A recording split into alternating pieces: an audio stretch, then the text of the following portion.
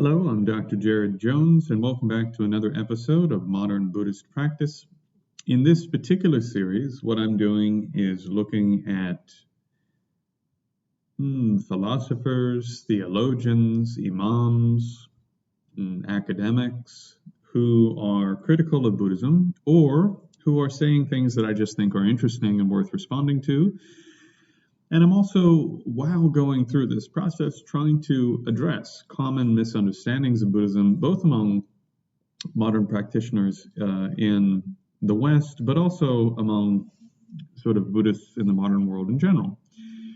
And today I'm going to be looking at a popular Muslim influencer named Mohammed Hijab. He's based out of the United Kingdom. And he has, in the last year, encountered some personal difficulties, but that's not the subject of this video. The reason that I've selected Mohammed Hijab is that, to my surprise, when I was looking at some of the content that he had created related to Buddhism in a series he calls Londoniya, much of what he had to say about Buddhism was correct, and I thought that was quite interesting. In particular, because so many of the Christian apologists that I've addressed in this series seem to get the fundamentals of Buddhism wrong, and I think part of the reason for that is that they are already doing polemics before they've understood what it is they're criticizing. And in Mohammed Hijab's case, which I thought was quite interesting and worth considering, is that it seems like he's actually put in a little bit more time and effort and investigation to try to figure out what Buddhism is and what they're doing. Now, by his own admission, he's not an expert, and so I'm not going to critique him as an expert. Rather, I'm going to use his thoughts on Buddhism as a jumping off point, as before, to address common misunderstandings of Buddhism and to do some things that hopefully will be interesting to you, and obviously I find them interesting as well. So without further ado, let us begin.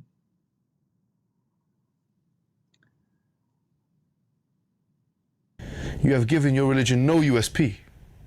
So why should they choose Islam over Buddhism? With Buddhism, they can still live their life and believe, you can practically be an atheist and still believe in those precepts, or a lot of those precepts. If the person just wanted to polish their character and restrict themselves because they realize that the human conditions are suffering and so on, then they could easily take a path of Buddhism. So in order to offer people, what the prophets did when they came to the people is not tell them, or just show them good character, akhlaq, and show them, our religion is about perfecting your, and all of that is true. All of that is true. Our religion is about perfecting good character. Our religion is about being virtuous. Our religion is about restricting yourself from desires. Our religion is pursuing the middle path and all those things. But that's not all our religion is. Because if it was all our religion is, it wouldn't be the full truth. The main thing about our religion is at-tawheed, which is monotheism, that God is worthy of worship. If we don't, da'wah only starts when you mention tawheed. Without tawheed, you might as well be calling to Buddhism. Some say, well, we have to stress the spiritual aspects of Islam. Buddhism has many spiritual aspects. Some people will find the spiritual aspects of Buddhism as more desirable than the spiritual aspects of Islam. Some people will find that. Why leave it to the subjective decision making of the end user? If it was all about it's like a platter, food, and here's a bit of Buddhism, here's a bit of Islam, and no. We believe our religion is truth because God is worthy of worship. And once you understand that God is worthy of worship, then all of these realities which the ancient ones and the contemporary ones and all those in between have realized will be shown to you in the religion of Islam. So I wanted to make this point very clear. The point that... So I think there's a lot going on there that I could comment on. It's also the case in Buddhist history that Buddhist saints don't simply show good character. In fact, a number of Buddhist saints show extraordinarily bad character right from the beginning of Buddhist history. And part of the inspiration of their stories, very often, but not always, is that they reform their character through the practice of Buddhism. In some cases, at least externally, their character doesn't seem to be reformed, even when they gained realizations. In terms of the external appearance, they still continue to engage in some what seem to be non-virtuous actions. So there is a bit of a parallel there, but that is certainly not the main point. The main point, I think, that's worth addressing here, again, not because Mohammed Hijab said something wrong, but because I think it's worth addressing, it comes up all the time, is that Buddhism doesn't have any worship, and that Buddhas are, and the triple gem, Buddha, Dharma, Sangha, are not worthy of worship. That Buddhism doesn't encourage this, and that in fact, he didn't quite put it this way, but some others would put it this way, that the Buddha was just a human being, right? The Buddha was just another man. So what could the Buddha possibly know? Of course, I covered this in a previous video, but here I'm going to add a little bit of detail.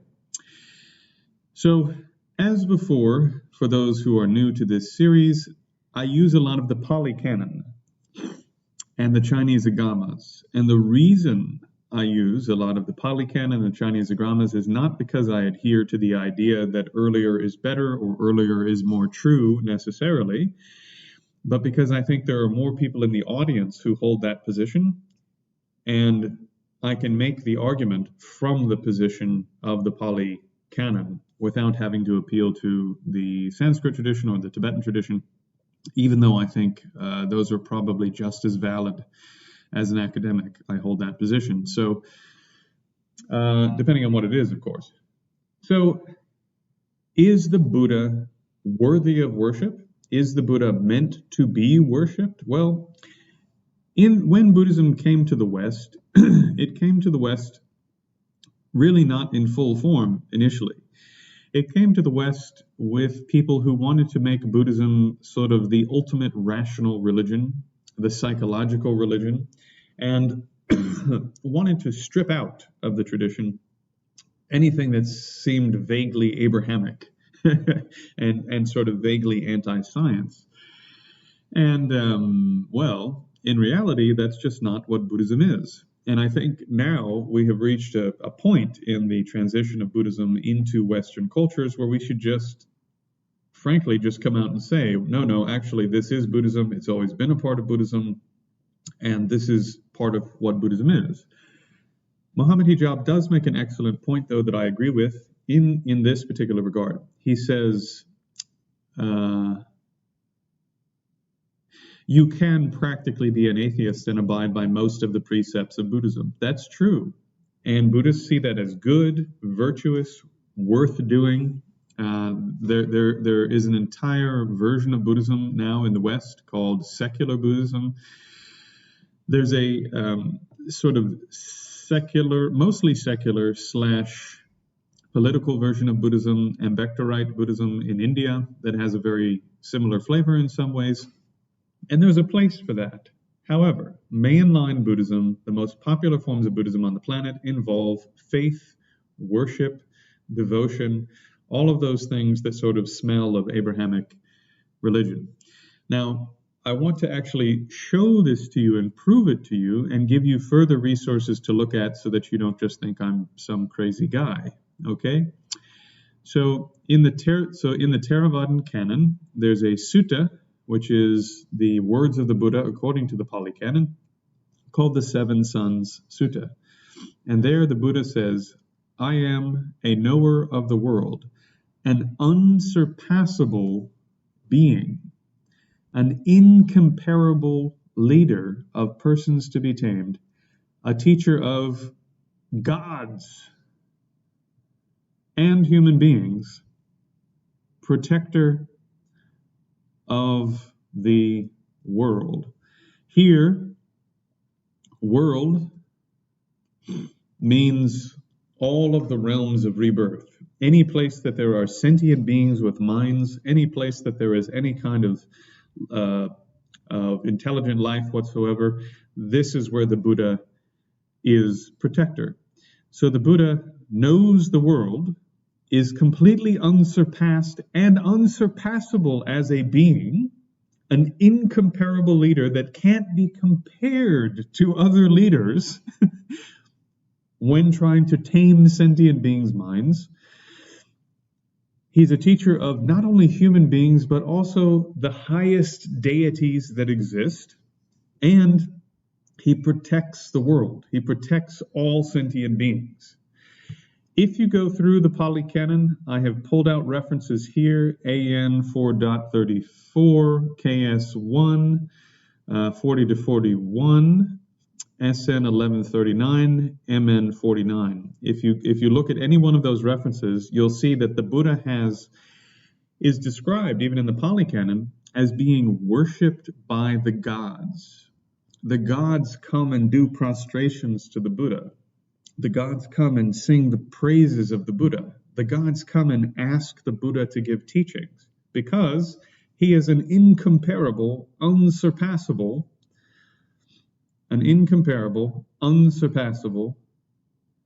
teacher of gods and human beings who protects the world, including the world of the gods. So the highest of the deities, depending on how we're making our divisions, but the highest of the deities is Mahabrahma, the greatest and first deity of our universe. And as I said before, it is a deity of that class who requested that the Buddha give teachings in the first place.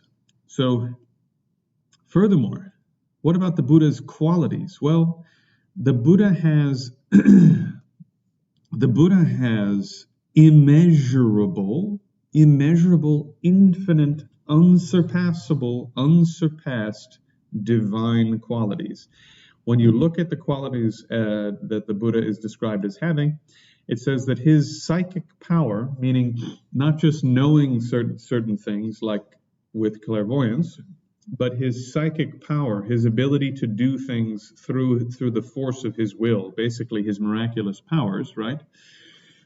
Even though I don't think miracle is the right word for this, because from a Buddhist standpoint, these are the causal results of doing certain types of actions.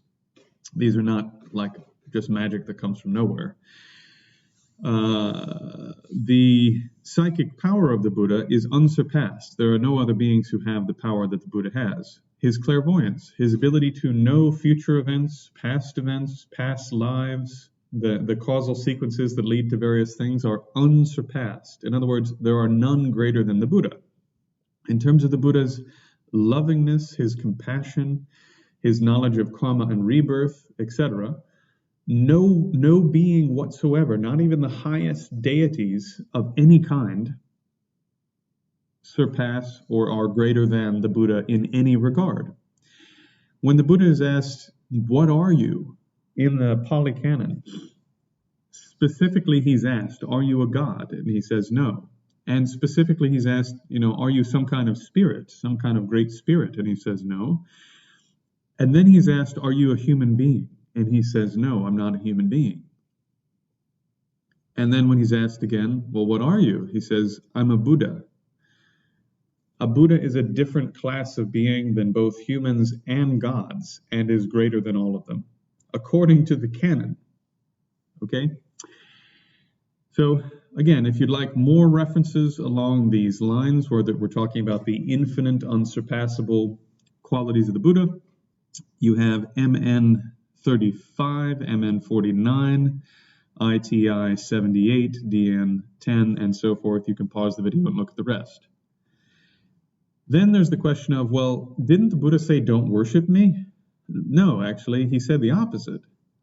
The Buddha says on a number of occasions, because the Buddha is a being who has infinite good qualities, when you do virtuous actions, including worshiping the Buddha, which means prostrating, singing his praises, talking about his good qualities, and this sort of thing, the karmic results that are produced are equally infinite.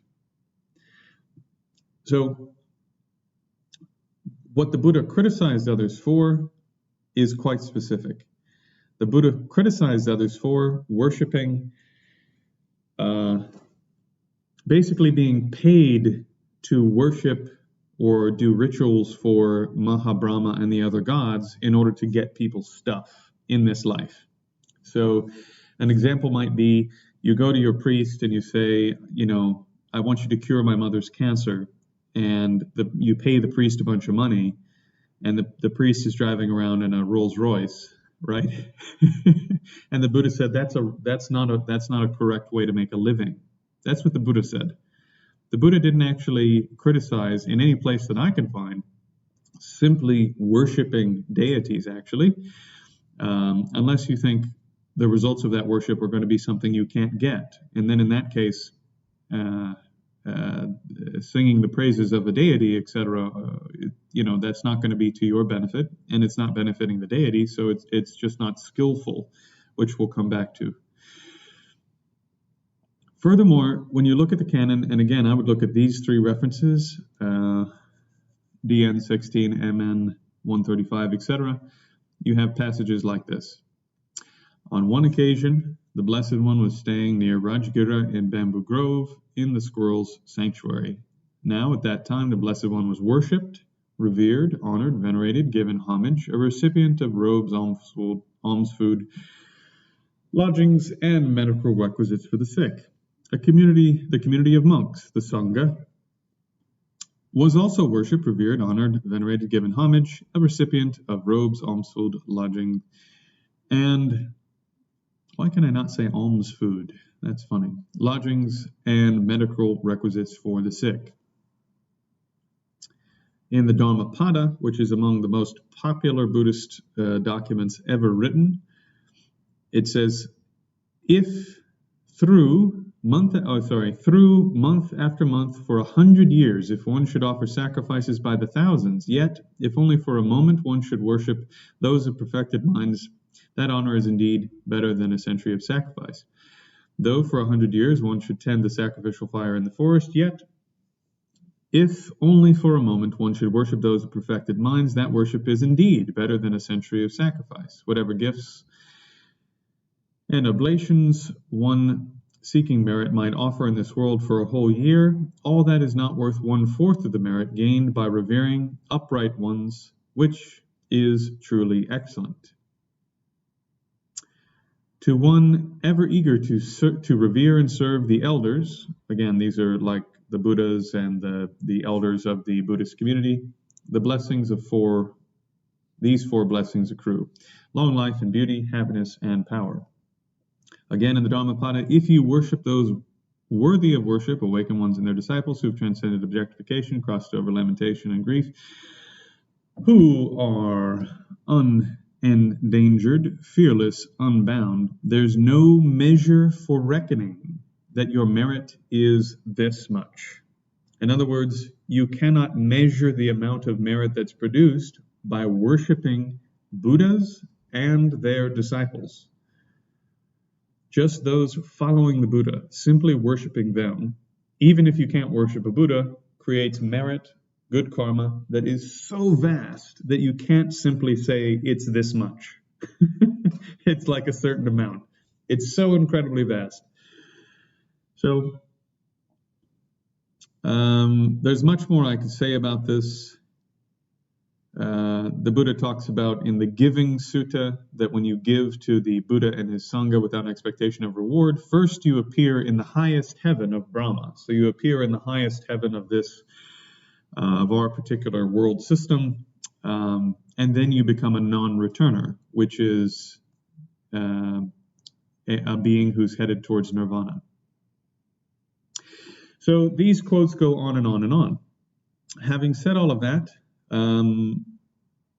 worship of the Buddha and the Dharma and the Sangha is an incredibly important part, and it's baked into the Buddhist tradition. And yes, you could, Mohammed Hijab, you could very much sort of give that up, but why? Why would you want to do that? Why, when the Buddha is telling you that you could have infinite positive potential produced that leads you first to power, beauty, wealth, happiness, and then heavenly rebirth. So every conventional kind of happiness could be yours in this world and the next. And then on top of that, because of the type of positive karma it is, it doesn't just exhaust itself by having a beautiful heavenly rebirth or having all these good results in a few lifetimes as a human being. It carries right on and pushes you through to the state of non-return, to the state of being right on the edge of attaining nirvana. My goodness, why would you give that up? You know? And isn't a being who, when you worship them in that way, for even a fraction of a moment, isn't a being like that worthy of that worship? Isn't a being who, through a simple act of worship, because they are themselves so good, so pure, so virtuous, with such infinite, unbelievable divine qualities, surpassing even the highest gods, isn't that being worthy of your devotion and worship? I think so. I think so. So, much to the chagrin, I hope, of a few Western Buddhists, there is indeed worship in Buddhism. It's baked into the very earliest Pali sources. The Pali tradition, sort of monastic tradition and across Asia, it still involves huge amounts of worship for good reason. Of course, you also find it, believe it or not, in Chan, in Zen. You find it, of course, in Tendai and in Tentai. You find it in the Tibetan tradition, of course, and you find it in the Tantras. You find it everywhere because it is a real thing, according to Buddhism. If you worship beings who are worthy of worship, the results are unbelievable, infinite, and lead you toward the goal, so you should do this. This is something worth doing. It's skillful. Okay? So, let's carry on to the next point of interest. The usual criticisms for polytheism would apply to Buddhism. For the ones that are polytheistic, if you're seeking protection from a deity, or you're sacrificing for an ancestor to gain some benefit, how can whatever you're sacrificing for, this idol, this thing that you created with your hands, how can it benefit you? So I think these are the same kind of arguments that would be relevant. So, just briefly on that point, I hope this doesn't jump somewhere else, and I think I'll just do this. So as I said before, there is this quote in the Net of Views Sutta from the Pali Canon, where the Buddha says, look, if you are living if you're living as a renunciate, and people are supporting your entire life, that it's a wrong means of livelihood to practice such debased arts as basically, getting paid to worship the sun and worship Mahabrahma, the highest deity of our universe, to worship other gods, etc. That's not a good way to make a living. It's according to the Buddha. That's not the right way to make a living. So in the Buddhist tradition, generally speaking, you don't do a lot of worship of other deities, and the type of praise and worship you offer to those deities is always even in the aspects like with the four heavenly kings, for example, in the Pali tradition, or the directional protectors of the Tibetan traditions, etc. The worship and devotion that you're offering to those beings is also of some measure lower than the devotion, etc., that you're offering to the Buddha and the worship you're offering to the Buddha, in cases where devotion and worship are worth giving for the sake of the practice you're doing. Would the same types of polytheist arguments apply to Buddhism? This is an interesting argument.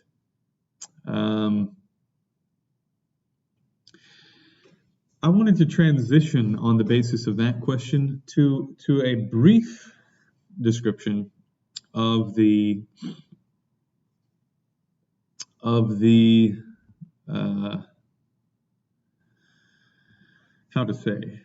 cosmology of Buddhism. Now, of course, there are some aspects of Buddhist cosmology that I think are problematic if read literally, or difficult to understand if read literally. Happy to admit that. However, the perspective of polytheism as sort of a general perspective, let's say, if we are looking at the caricature provided by apologists from the Abrahamic tradition, the general view of those apologists and polemicists against polytheism fall into a small number of categories.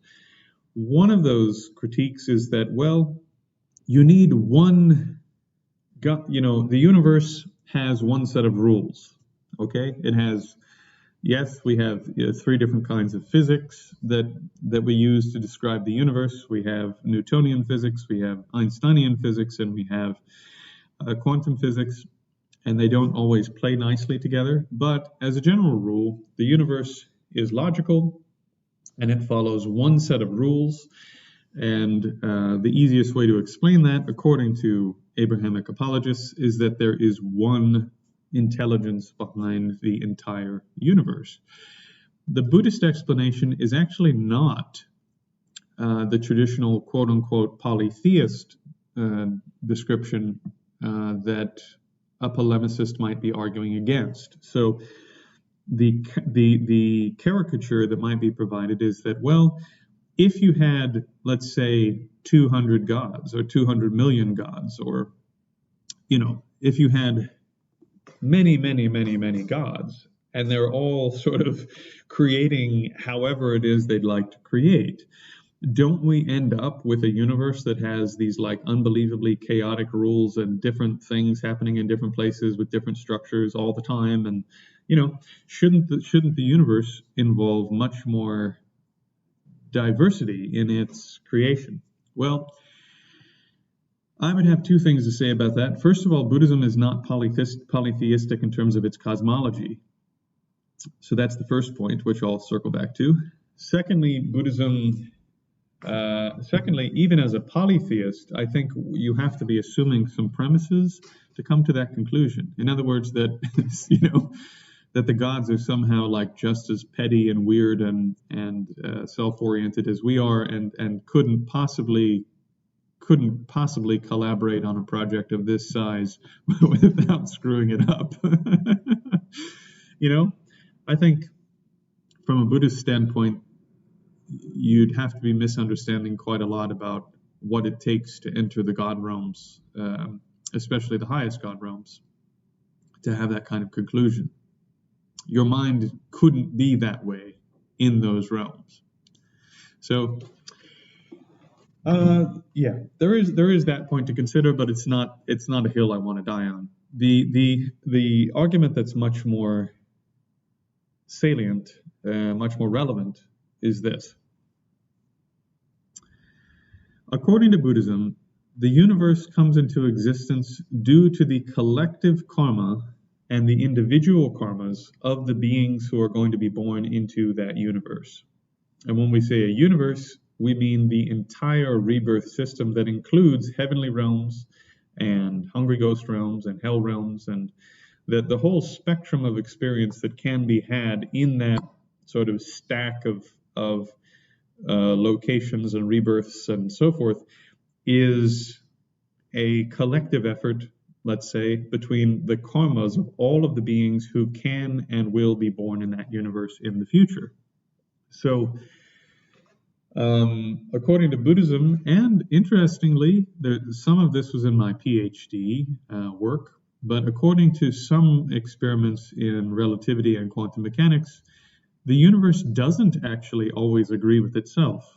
And in fact, there are quite interesting articles coming out now in quantum mechanics that say basically realism as we understand it classically, in other words, that this object is a thing out there that's utterly subject independent, and certainly independent of the instruments we build to measure objects like this, right? Like if you built a ruler, the ruler is certainly completely independent, we would say, of this thing that we're using that we're measuring with the ruler, right? Certainly those two are independent of each other. According to recent experiments in quantum mechanics, again, for anyone who's interested, I can send you that part of my PhD work. That doesn't actually hold up under experimentation. There seems to be an interplay between subjects, instruments, and the things that are observed in terms of the fundamental building blocks of the universe. In other words, that subjects and objects cannot be fully pulled apart. And the things being used to measure, to create a bridge between the subject and the thing being measured also can't be pulled apart and taken out of the system without losing actually the existence, the specificity of the existence of whatever it is that's being measured. And thus, some quantum physicists have begun arguing that local realism, the fact that we can say there's a mind-independent and instrument-independent object existing out there in reality, cannot hold up any longer. Buddhists would have a slightly different take on that, which is that real things are a coming together of subjects and objects in a particular way. This universe is a coming together of subjects and objects in a particular way. All of the sentient beings who are going to be reborn here have a certain set of karmic conditions that we are all contributing to in this system that are consistent. However, when you look at the individual experiences, sometimes, according to Buddhism, there are physical events that occur differently for different individuals. So if you read the Vimalakirti Sutta, if you read Asanga's description of meeting Maitreya, if you read the classical example provided by Vasubandhu that I call the triune liquid, a very pointed name. The triune liquid is a god, a human, and a hungry ghost looking at the same liquid in a cup, and the liquids they see in the cup are different. And the reason for this is that they have a collective karmic situation in which they all see a cup and they all see a liquid. But they have an individual karmic situation in which the liquid in the cup is not the same from observer to observer. And so in Buddhism, there is this sort of, let's say, conversation happening between the subject and their karma and what's actually physically appearing in reality. And those relationships get more dramatically different, generally speaking, as you go across different realms. So what people experience in the heavenly realm, even if they come and they visit Earth, let's say, quite different than what we experience on Earth as human beings. In the same way, if you're reborn in a spirit realm, very similar, except that the physical world you see is quite dark generally and uncomfortable.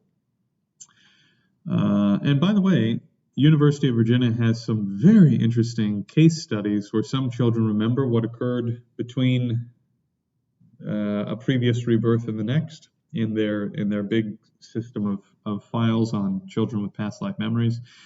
And some of the descriptions they have are very, very similar to what we have in classical Buddhist texts. Okay. So when you train in meditation at a very deep level, the Buddha says one of the things that happens when your mind gets very, very settled and very lucid, and you direct your mind toward recalling your past lives, is that first you get a few lives, 1 birth, 2 birth, 5, 10, 50.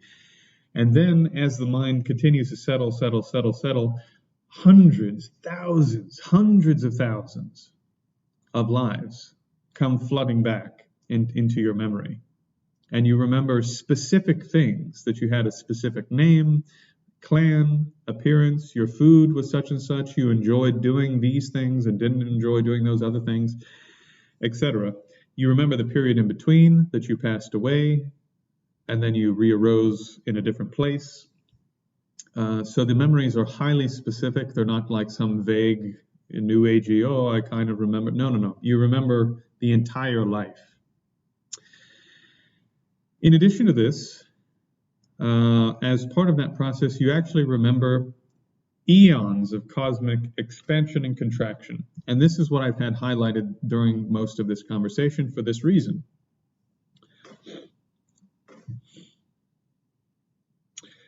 Buddhism puts forward the argument that this universe, of course, has a beginning.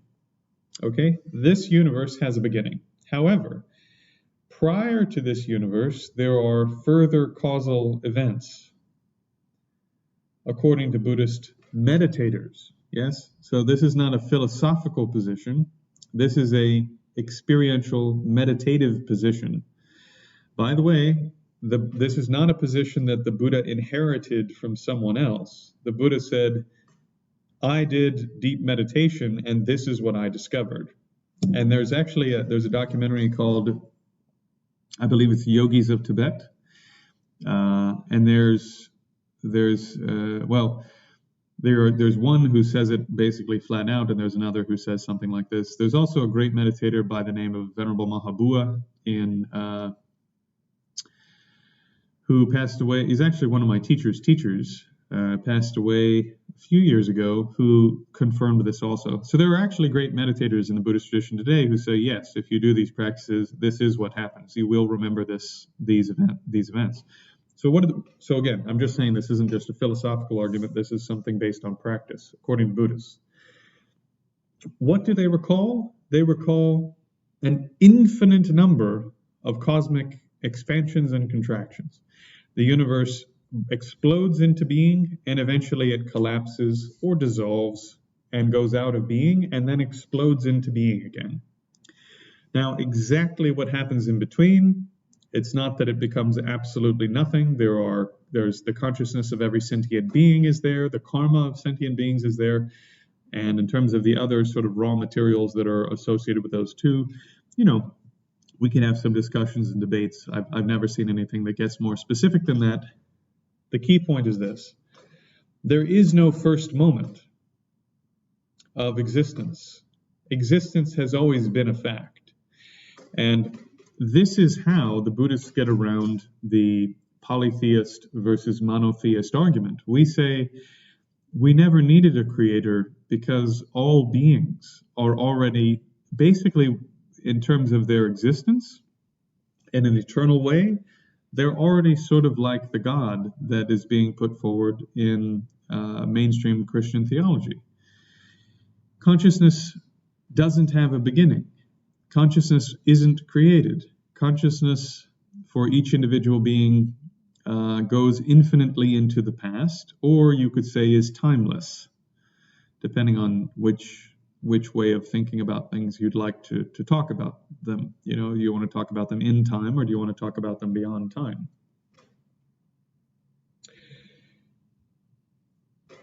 So there's no need for either a single deity to create everything or multiple deities to create everything. So in this way, remember, we're talking about the criticism that, well, isn't Buddhism basically like a polytheistic religion? No, actually. There are many gods in Buddhism, but the gods don't create everything.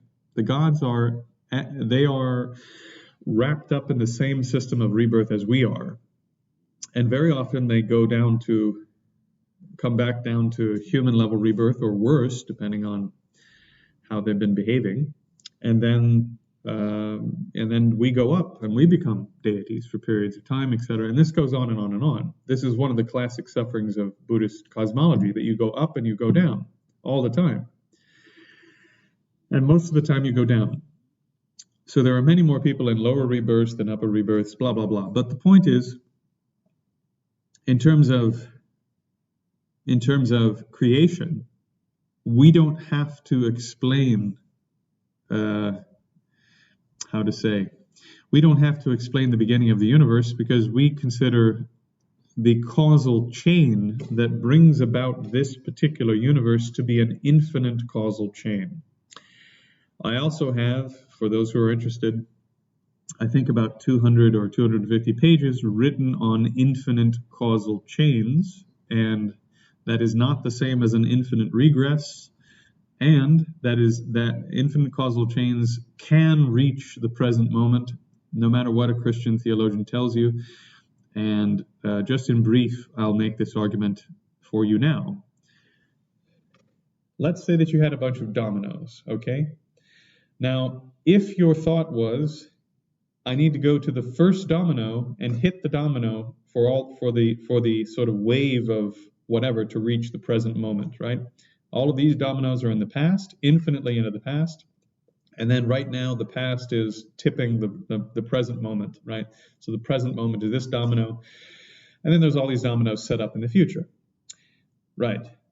The classic argument would say, because there's an infinite causal sequence in the past, you can't reach the present moment with the tipping of the dominoes. However, that's only if you're thinking, well, I need to start at the first one. That's only if you're thinking, I need to start an infinite time in the past to reach now. And that's not really the model. Think about it in this way. The domino immediately behind this one is a limited distance from here. It's not an infinite distance. Now, 2 dominoes back, this one is not an infinite distance from the present moment. 10 dominoes back, it's not an infinite distance from the present moment, and so on, and so on, and so on. So even in an infinite causal sequence, every single particular instance, every single domino, every single moment in time is only a finite distance from the present moment. And therefore, every single moment in an infinite causal sequence is capable of eventually reaching the present moment in terms of its causal sequence. So in brief, I don't find, and I have a lot of other arguments for this, but in brief, I don't find the argument that, oh, you can't have an infinite causal sequence, or that's an infinite regress, blah, blah, blah. I don't find that compelling or embarrassing. I think this is perhaps the most compelling philosophical argument that gets us out of the dilemma of philosophically needing a creator deity, or whether that's one creator deity or a pantheon of creator deities. I think this is one of the best, if not the best solution, philosophically speaking. Okay, so we are not, as Buddhists, subject to the same criticisms of polytheistic religions that have creator deities, because we don't have them. The other classic argument that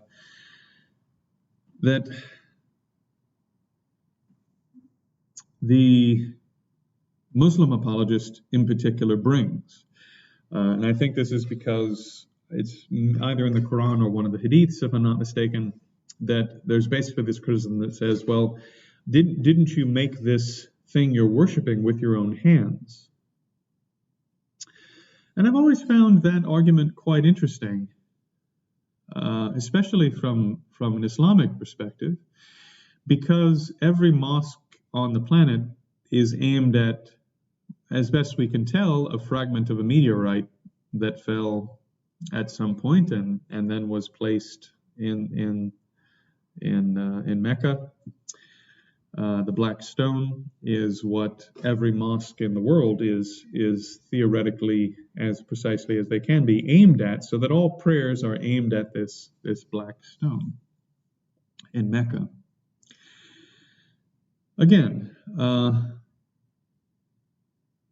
when you ask Muslims about this, and I have, they have answers that are quite similar to Buddhism, which is, well, we're not actually worshiping the black stone. You know, come on, are you crazy? It's not the stone we're worshiping, it's God. We're just aiming the prayer in that direction, but what we're really aiming the prayer at is Allah. And in the same way, or in a similar way, I might say, let me say this. There are so many different layers to Buddhist representation. We could have a whole series just on what Buddhist representations are meant to do. The thing that you hear all the time is, well, you don't worship a statue, you blah, blah, but that's not true. You can worship statues, and that's entirely acceptable practice in Buddhism. You can prostrate to them, you can sing their praises. As a matter of fact, on numerous occasions, the statues have actually come to life and spoken back to uh, various Buddhist saints. So it's not strictly speaking just the statue that we're concerned with, in the same way that it's not just the black stone that Muslims are concerned with. It is the deity who stands behind, let's say, that statue, who has actual powers. It is the deity who,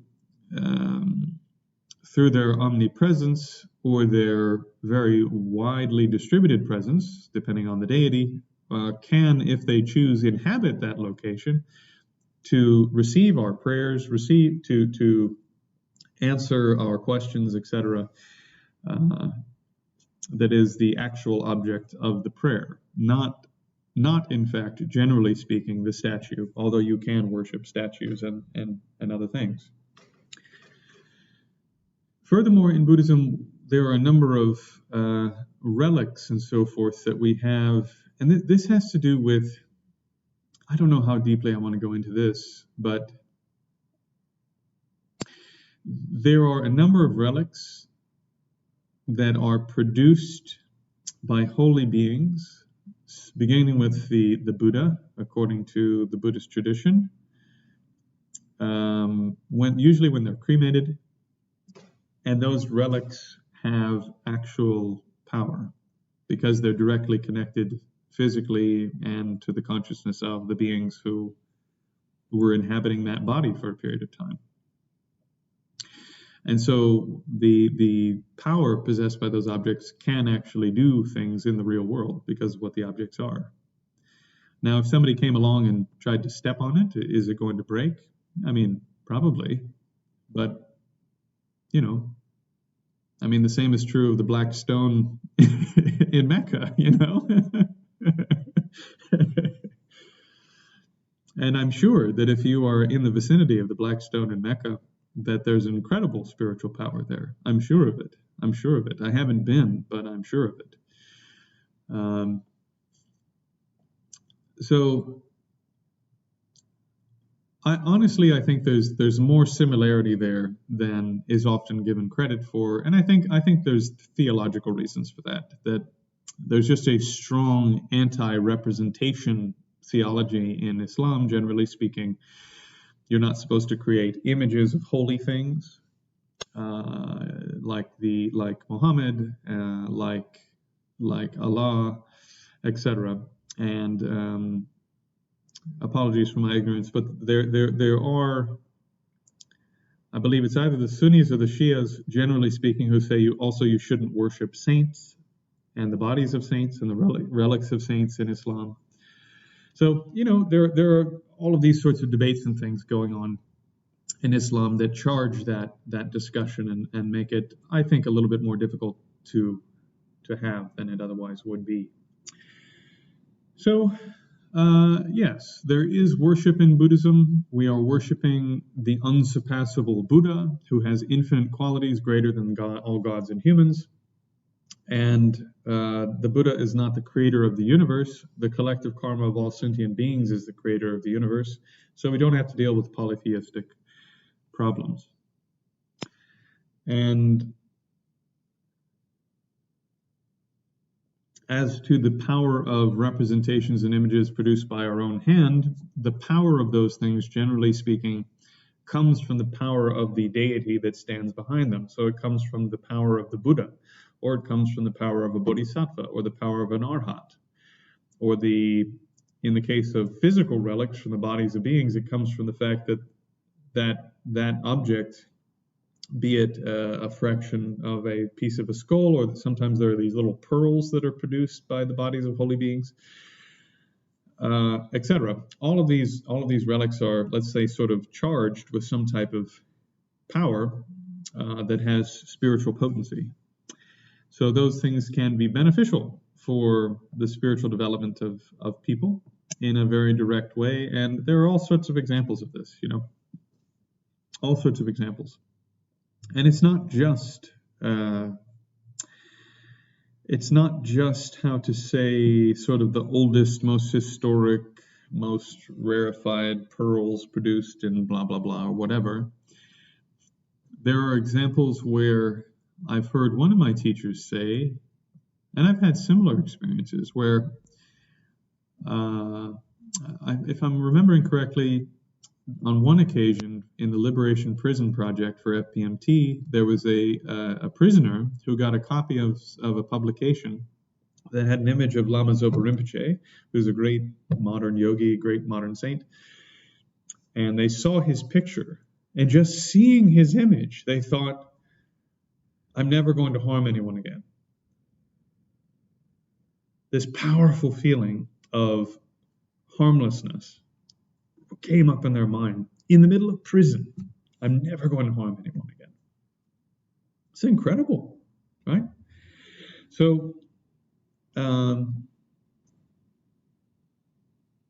there are types of communication that are happening through representation that are, I think, some of them go beyond physics, and some of them have to do with psychology. I guess to go a little bit deeper into Buddhist representation, also if you, sort of like Renaissance painters, there used to be a vocabulary in the West, and you can still study this if you have time and inclination. There used to be a vocabulary of images, where if you knew what a particular color rose meant, then you could look at a painting where you saw a single red rose in someone's hand, or a yellow tulip, or a particular type of bird, or whatever. And seeing those images, there was a whole set of meanings that came along with those that changed the information you got from the painting, from the image. And so images became this almost like literary language, almost like pictographs. So instead of just reading, let's say the red rose means death or something. So instead of just writing, she was going to die soon, you look at the image and she's holding a single red rose at an angle like this, and you go, oh, she's going to die soon, right? And seeing her with the rose has a different impact on you than just reading on the page, Maria was going to die soon. And in the same way, Buddhist iconography, Buddhist symbolism in terms of image, tremendous layers upon layers upon layers for thousands of years have been built into the iconography of Buddhism, down to very minute details.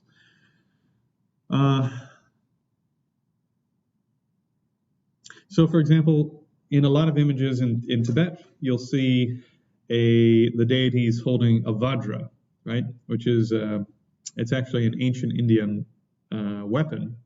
And the vajra symbolizes compassion. So the deity's holding compassion with one of their hands. And in the other hand, they're usually oftentimes they're holding a bell. And the bell symbolizes emptiness and dependent origination. Why? Because you have the ringer, right? You have the ringer for the bell, and you can't produce the sound without the outer part of the bell touching the ringer, right? So you need a dependent relationship between the ringer, whose name I'm forgetting, and the outer part of the bell to produce the sound. Hence, we're talking about dependent origination, and things that are dependently originated have to be empty of inherent existence, right?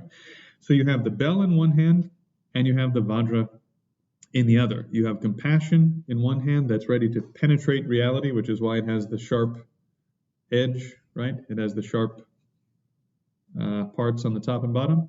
It's ready to act with force and courage to benefit others. And here's the wisdom that you need to benefit others properly, being produced with the other hand.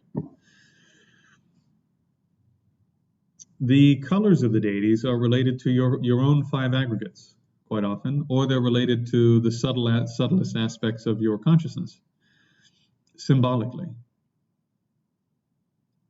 So the five Buddha families, for example, are symbolic representations of each of the 5 components that make up your body, speech, and mind, represented as a Buddha.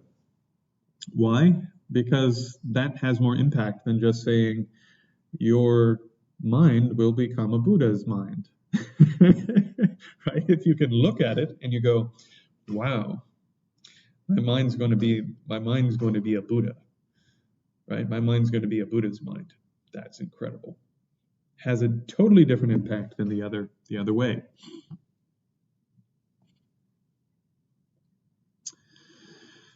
Oh, what else? I don't know. We could go on and on and on. So Buddhist iconography, yes, it has something to do with worship. It has something to do with inspiration. It has something to do with symbolic representations and the way that impacts you.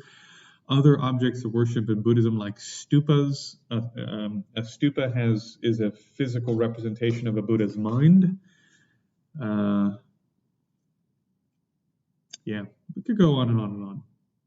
So, how do these things help you and benefit you? All sorts of ways. Doesn't matter if you built it with your own hands. You have to. Up until the modern age, you had to write a Quran, right, by hand.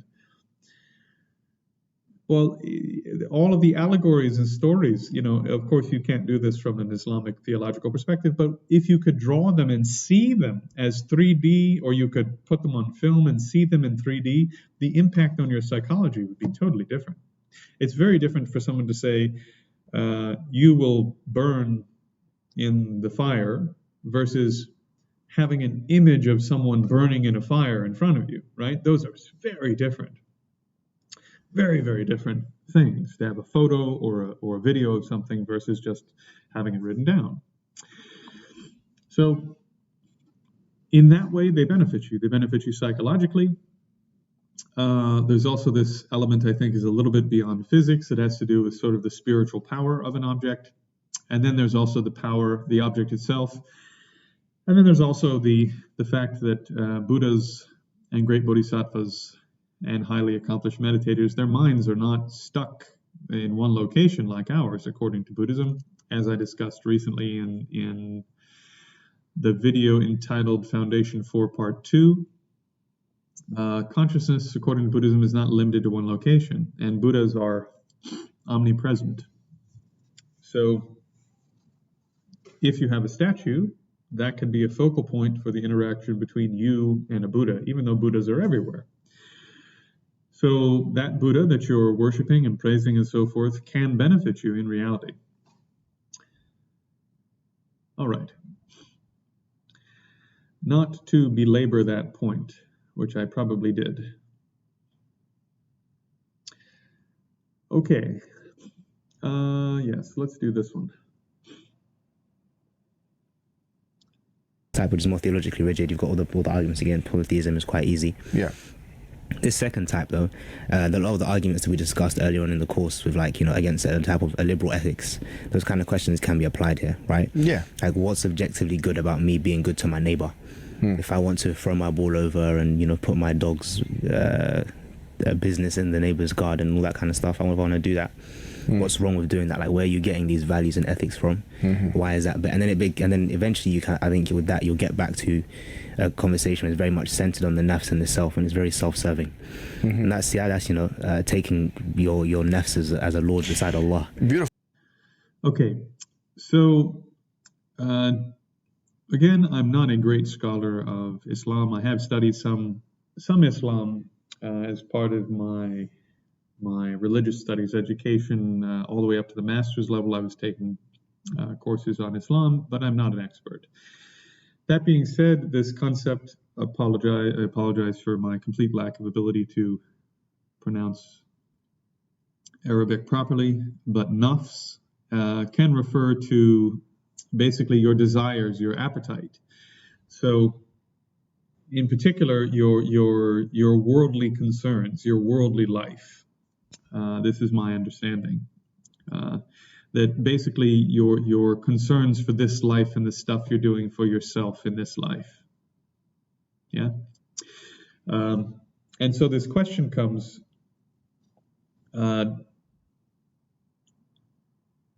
have it basically, aren't you stuck with just the concerns of this life in an important sense if you don't have Allah, if you don't have an all-powerful creator to ground your ethics? And there's some teeth to this argument, but let me caveat that quite quickly here. Buddhist morality is not based upon the will or judgment of a deity. Buddhist morality is not based upon the judgment or will of a deity, okay? Buddhist morality is based upon skillfulness. Skillfulness. So what is skillfulness? I mean, this is doesn't this seem like a strange thing to put into an ethical discussion? Skillful qualities, unskillful qualities. Why are we spending all this time talking about skill? What does ethics have to do with skill? Help, right? There's a reason that this word skill appears 393 times in the Buddhist canon, or in 393 different instances of primary materials related to the Buddhist canon, just in this one source, right, from Sutta Central. This concept of skill, of course, is also in the Tibetan canon, it's in the Chinese Agamas, it's all over the place because it is the basis for Buddhist morality. Okay, so where are we getting ethics in Buddhism? Very interesting subject. Very interesting subject. Buddhist morality is very different than morality in the Abrahamic traditions. The Abrahamic traditions make this argument quite often. In public debate, I've even seen Mohammed Hijab, for example, say to, what's his name? The young philosopher, forgetting his name. Oh, that's going to bother me. I can see his face and I can't remember his name. He grew a mustache, and it's someone will know. Okay, so this question always comes up. Well, isn't rape or isn't murder objectively wrong?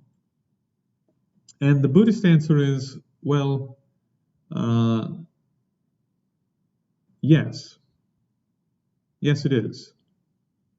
But the way that we're defining objective here is quite different and has a whole different set of assumptions about how the world is and how it works than in the Abrahamic tradition. So, skill. Why this concept of skill? This concept of skill comes into play because Buddhist ethics is primarily based upon the idea of karma, okay? And you can either be more skilled or less skilled in relation to how things actually are. So, for example, let's say that you have two different kinds of axes and you're trying to cut down a tree, okay? Let's say you have two different kinds of axes, you're trying to cut down a tree, and as you're trying to cut down this tree, you feel that that it's a very hard wood, okay? And you have one axe that's really good at cutting hardwood and one axe that's really good at cutting soft woods, let's say. It's skillful to use the axe that's designed for cutting down hardwoods, right? And that has to do with knowing what kind of wood you're cutting down and understanding the types of axes that you have available to use for the task, right? Buddhist morality, very similar, very similar. What you actually want, according to Buddhism, is happiness and freedom from suffering.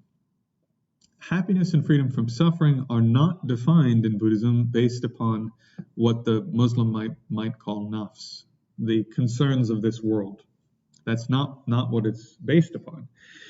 Of course, sometimes you will see the term happiness in regards to worldly happiness, meaning long life, good health, friends, wealth, basically good stuff happening to you in this life. Yes, there is that sort of worldly happiness, but The two, what's sometimes called the two definite goodnesses, is what you're actually seeking after.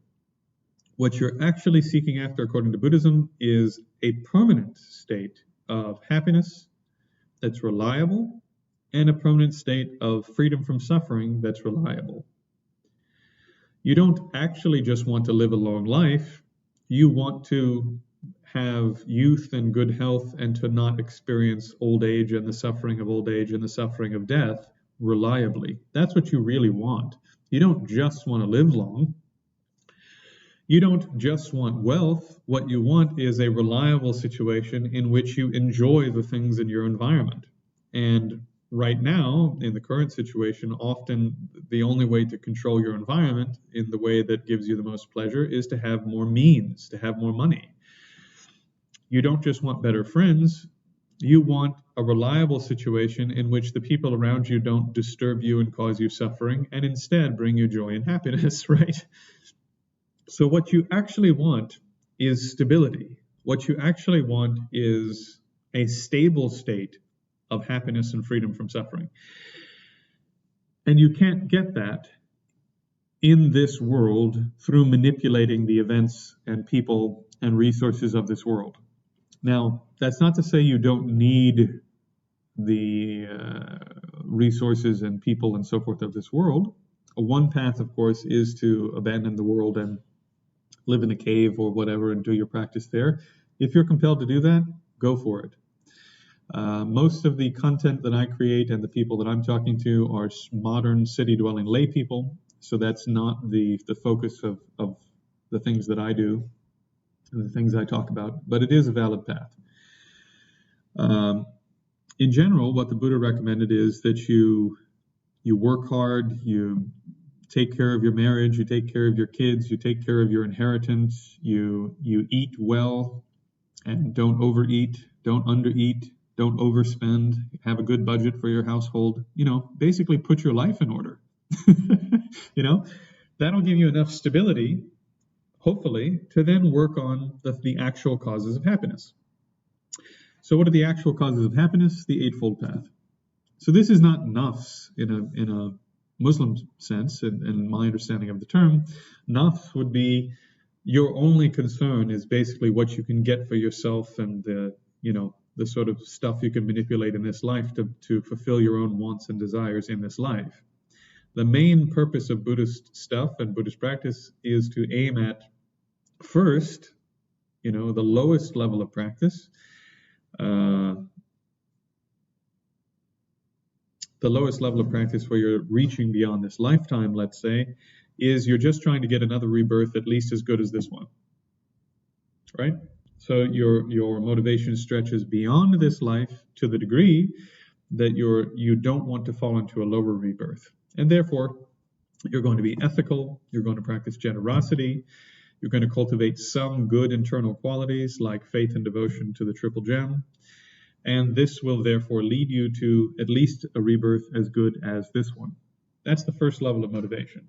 But already we have reached beyond the concerns of just this lifetime. Because if all we were concerned about is this lifetime, why be generous? Why be generous? I mean, yeah, maybe so that other people will look at you at a certain way, or you can write it off on your taxes or something. Sure, there might be a practical reason to be generous, but generally speaking, there's no good reason to be generous if you're not reaching beyond this lifetime.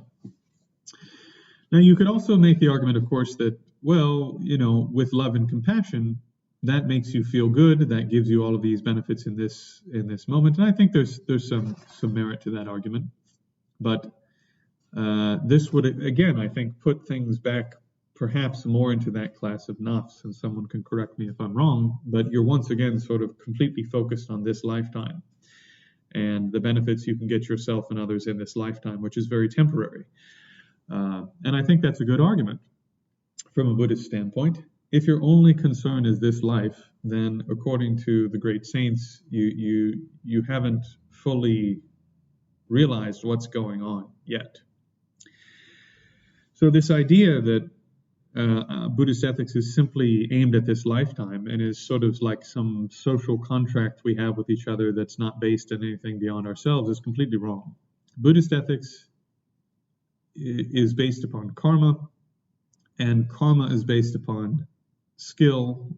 The skill is in relation to, in terms of how we act, it involves skill, and skill is related to ultimately what is a revelatory system.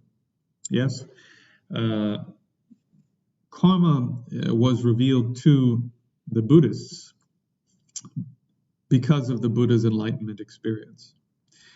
Under the Bodhi tree, one of what is called the three knowledges was the Buddha not only saw all of his own past lives and how those things bore out in, from lifetime to lifetime, but he also saw all sentient beings, all infinite numbers of sentient beings, taking higher and lower rebirths based upon their karma. And he looked at all the patterns of all of these rebirths and he said, there are 10 things that all of you need to stop doing, because the way that karma bears out within a few lifetimes is really uncomfortable.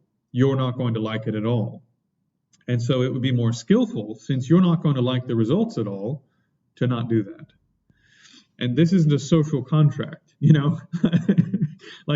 if everyone in your culture agrees that it's fantastic to kill deer because killing deer controls the deer population or something, and everyone tells you that, and you grew up believing that and whatever, if you kill deer your whole life, at some point you're going to have to suffer the karmic results of killing deer your whole life. Or you're going to have to do a purification practice to get rid of the negative karma from doing that and stop doing it. There's no way to get around this from a Buddhist perspective. It's not just like, well, we all agree it's good, so it's good. No, that's not at all the Buddhist argument. So, furthermore, there are pratimoksha vows, individual liberation vows for lay people, and individual liberation vows for monastics. And there are bodhisattva vows, and there are tantric vows, and all of these vows are skillful approaches to karmic pathways that create certain specific types of outcomes in the future that are beneficial for you. Quite often beyond this lifetime. And so this then takes you out of that sort of nafs category, as I understand it. Furthermore, from a Buddhist standpoint, aiming simply at a heavenly rebirth in the way that Christians and Muslims do, for example, that through worshiping a particular deity, that you might be reborn in that deity's heaven, we see that as a worldly concern. Because remember, world in Buddhism is the system of rebirths. It includes the heavenly rebirths.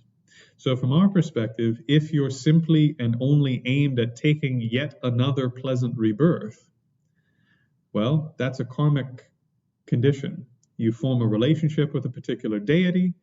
That deity, through its power and through your good karma, is able to pull you or take you to a particular heavenly realm. You abide in that heavenly realm for a long period of time, and eventually you die, just like you die here and you become something else again. We've done that countless billions and billions of times. So for us, that type of motivation is actually a worldly concern. It's a better worldly concern than only being concerned with this life. But if your only concern is to take yet another samsaric rebirth where you're still stuck in infinite rebirths and can't get out, you haven't yet reached beyond temporary results into something permanent. And of course, I understand the Muslim audience will not agree with that position because they think heaven is permanent. But from a Buddhist standpoint, heavens are temporary. And since heavens are temporary, that is a worldly concern. You're still in the world of infinite suffering rebirths. Eventually, you will fall out of that rebirth having burned up a bunch of good karma and probably fall down to lower rebirths like hungry ghosts, hell realms, animal realms, or in the human realm, really uncomfortable human rebirths. And so from a Buddhist standpoint, that's not a desirable outcome. You don't want to be reborn into heaven if you can avoid it. Or if you're going to be reborn into heaven, you want to be reborn in a type of heaven where you can continue training in the Dharma, headed towards one of the two definite goodnesses, i.e. full liberation of nirvana or full enlightenment, or both. Okay, so that's skill. We can be more or less skillful in pursuing the actual causes of happiness, both temporary types of happiness, like taking a heavenly rebirth, taking upper realm rebirths in the human realm, accumulating the actual karmic causes for happiness in a temporary sense. We can be skillful in that way. We can also be skillful in terms of accumulating merit, meaning the types of karma that lead to having the conditions in which you can attain liberation and enlightenment. So we can also be skillful in that way. And that's how Buddhist ethics operates. Okay, so next up, I like this one. There we go. Beside Allah. Beautiful. And that's I think that people don't realize that from our perspective, and I think this is probably the biggest difference, that Islam considers anything that is not done for the sake of Allah to be a kind of waste of time. إنما الحياة الدنيا لعب وتفاخر بينكم في الأموال والأولاد. You know, and then the ayah continues. But surely this world is like play and amusement and competition amongst you in children and money. But even Buddhism, because think about it, right? From the Islamic perspective, if someone were to strip away their nafs and detach themselves from the world and all those kind of things, for us that's just stage one. There's stage two. There's like empty the cup, fill the cup. Empty the cup, purify yourself, yeah, from all. So before we go to that, I just want to show this quickly. I'm not going to spend too much time on this, but one of the really, really, really important teachings in Buddhism is what the Tibetans call the teaching on the freedoms and opportunities. And you also find this in the Pali tradition. So I wanted to pull it from the Pali tradition to make people aware of it. It's not just some weird Mahayana thing. It's not just some weird Lamrim thing from the Gelug tradition. This is a very well-established, very old tradition. Basically, there's this question of what is worth doing. Yes? And as before, what's worth doing is to take rebirth in an upper realm where you aren't disconnected from the Buddha's teachings. That's one thing that's worth doing, right? A second thing that's worth doing is pursuing the causes of liberation. Because if you're not doing that, then all of those temporary results will eventually be gone. And when they're gone, they're gone. And you're right back to suffering rebirths for a really long period of time. The final thing that's worth doing is attaining enlightenment, which is a step beyond nirvana. Full enlightenment is a series of capabilities and good qualities that extend beyond simply having a perfect internal state for your own happiness and your own freedom from suffering. Nirvana, perfect internal happiness and freedom from suffering. Enlightenment is additional good qualities, filling your cup with even more good qualities so that you can benefit all sentient beings forever, infinitely. So when he says, well, you can't just empty the cup and leave it empty, of course you can't. You have to slowly remove totally mundane worldly concerns. And as one of the ways to do that is to contemplate teachings and meditate on teachings like the Lost Opportunity Sutta. And notice this is in the householder section. So there are 8 lost opportunities for spiritual practice. In other words, right now there's a Buddha in the world. There was a Buddha in the world. His teachings still exist. There are people still gaining realizations from those teachings.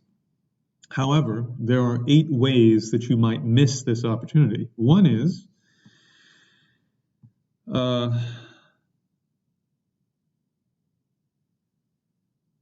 if you are in a hell realm rebirth at the time that the teachings are going on. Another is you were an animal at the time the teachings were going on. Another is you were a hungering ghost when the teachings were going on. Another is that you were among the long-lived gods. Now, there are a number of gods that are not considered to be in this long-lived category. In my understanding, it is, for those who know all of this weird stuff, the long-lived gods are the 4 formless God realm rebirths and the 4th jhana rebirths of some varieties. Not all, but some, in my understanding. So those gods live an incredibly long period of time, and their minds are so blissed out that they just have no interest, basically, in pursuing the teachings, and they have very limited capabilities to pursue the teachings. Another way that you miss the opportunity is that you were reborn in the borderlands. In other words, you were reborn in a place that was so remote that you never encountered a monk, a nun, a layman, or a laywoman who had enough knowledge to teach you about any of this. Another one is, well, you're in a central country, you're somewhere that the teachings exist and where people are teaching it and gaining realizations, but you have wrong views. So from a Buddhist perspective, most Christians, Muslims, Jews, secular humanists, some secular Buddhists, in my experience, I hate to say, there are a huge number of people that, because they hold certain types of views, and a wrong view, a drishti, is not just like you have a wrong idea about something. A wrong view is a fully developed philosophical system, or philosophical, at least as it pertains to this. It's a fully developed system of ideas, be those philosophical or religious or secular, that makes it impossible for you to believe in and practice the Buddhist teachings. So one very pervasive idea right now is that all things are physical, all things are material, that there's nothing beyond the material realm. And as the Buddha says here, as he says on many occasions, that there's no meaning in giving, sacrifice, and offering. There's no fruit or result of good and bad deeds, i.e. there's no karma, that there's no afterlife. In other words, there's no rebirth. There's no such thing as mother and father, or beings that are reborn spontaneously. In other words, there's no rebirth, right? So this is referring to taking rebirth in situations where you have a mother and father. Or taking rebirth in situations where you don't have a mother and father, you're simply reborn as an adult instantly. So that's how it is in the God realms, and that's how it is in the Hungry Ghost and Hell realms. That there are no ascetics and Brahmins who rightly comported and rightly practice, and who describes the afterlife after realizing it with their own insight. In other words, because of your philosophical view of materialism, for example, you don't think people can gain clairvoyance, and therefore don't believe that certain meditators have directly realized things like karma and rebirth. This should sound familiar to a lot of people. So the Buddha said, your wrong views, mainly, they can be of all sorts of kinds, but what they do is they stop you from believing that great meditators can directly know that karma and rebirth are real things, and they stop you from believing in rebirth, and they stop you from believing in karma, right? And these are obviously all related. Furthermore, he says you could be reborn in a central country, and maybe you don't have a wrong view, but unfortunately, you're not smart enough, right? Your mind is not sharp enough to understand what's being said.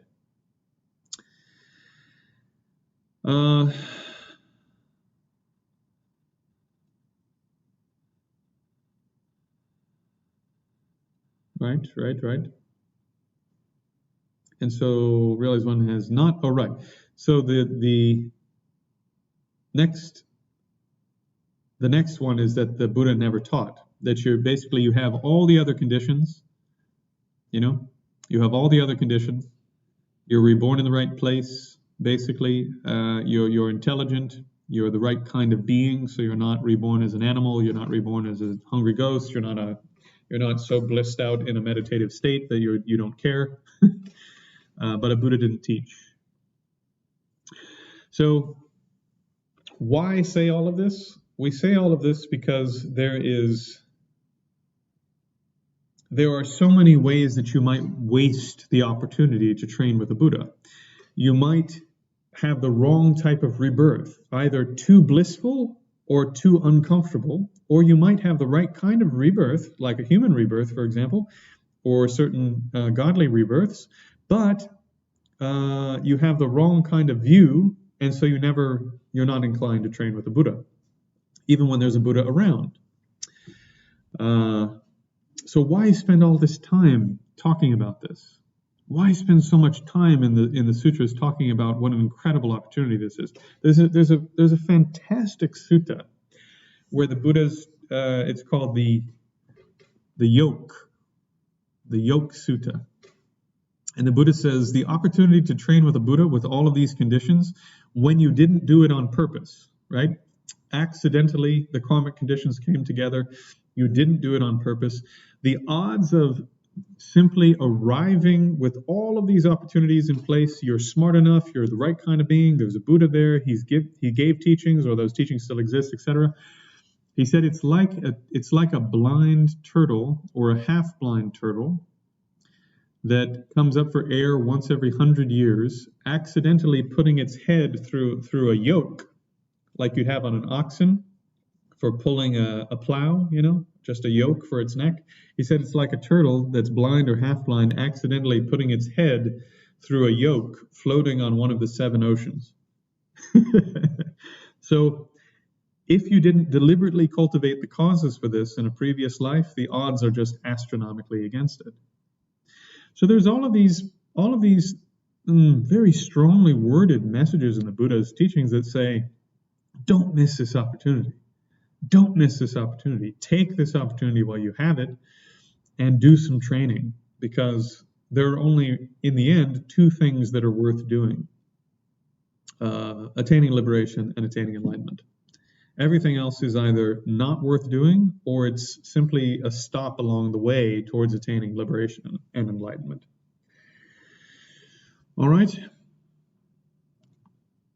Yeah. Let's get to the next point.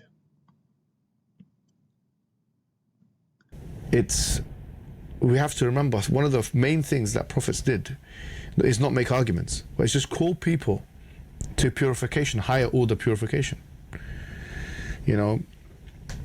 As in Surah Al-Abasa, where Allah subhanahu wa ta'ala, أن جاءه الأعمى وما يدرك لعله يزكى وما يدرك لعله يزكى. And how did you know that this person might have attained purification? And when one surah before it, Moses told Pharaoh that to come to purification, because it's such an intrinsically appealing human instinct to be purified spiritually, that sometimes it requires no argument at all. But then if you are going to be purified, the question is, who is the purifier? And we believe that the purifier is the pure one, the one who is able to purify everything or everyone, the good one, who's Allah subhanahu wa ta'ala. Do you want to add one more thing? Okay. So, really, really excellent apologetics there. I think he's making an excellent point that there is a human instinct to want to get away from what seems like the mud, the dark, the corruption, the impurity. You know, there is this human instinct to want to be clean, to want the whatever is negative from the past to be washed away. Yes, and one way.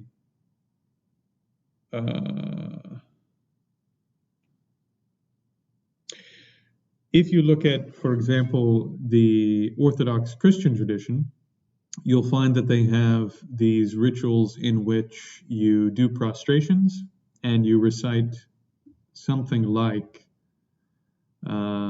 Jesus Christ, please have mercy on me, a sinner, something like this. And you do prostrations to a cross or to a holy image or to a holy place, something like this.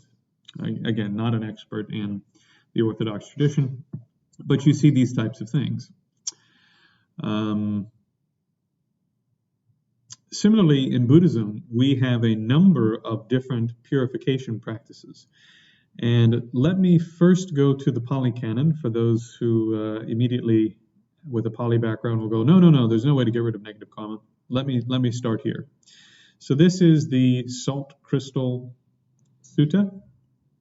Okay, and what the Buddha says in the Salt Crystal Sutta is that karma doesn't operate on a universal principle in terms of its intensity. That,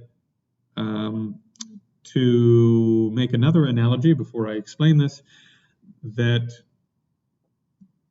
if, let's say you had a garden plot, you had a bunch of dirt with nothing in it, and you planted a really, really powerful weed of some kind.